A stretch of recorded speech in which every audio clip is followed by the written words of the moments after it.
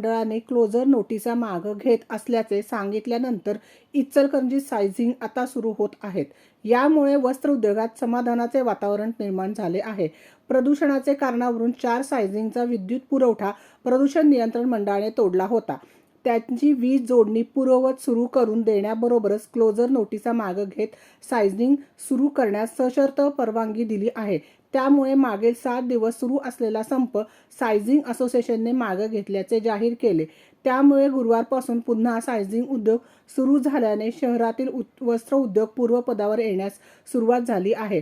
बंद ठेवण्याचा निर्णय घेतला होता। प्रदूषणाच्या कारणावरून प्रदूषण नियंत्रण मंडळाने शहरातील 5 सायझिंगना क्लोजरची नोटीस बजावली आहे, तर 4 सायझिंगचा वीज पुरवठा तोडला होता।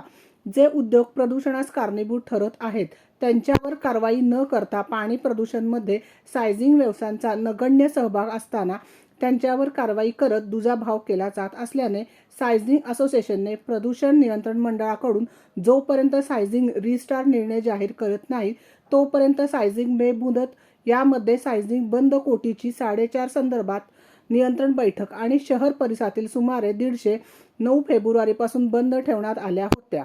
या आंदोलनामुळे दररोजी 25 ते 30 उलाढाल ठप्प होण्यासह हजाराहून अधिक कामगार कामापासून वंचित राहिले होते। या चर्चा करून निर्णय घेण्यासाठी मुंबई येथील प्रदूषण मंडळाच्या कार्यालयात झाली आहे। रणनीती न्यूज चॅनलला आजच सबस्क्राइब करा आणि रहा अपडेट।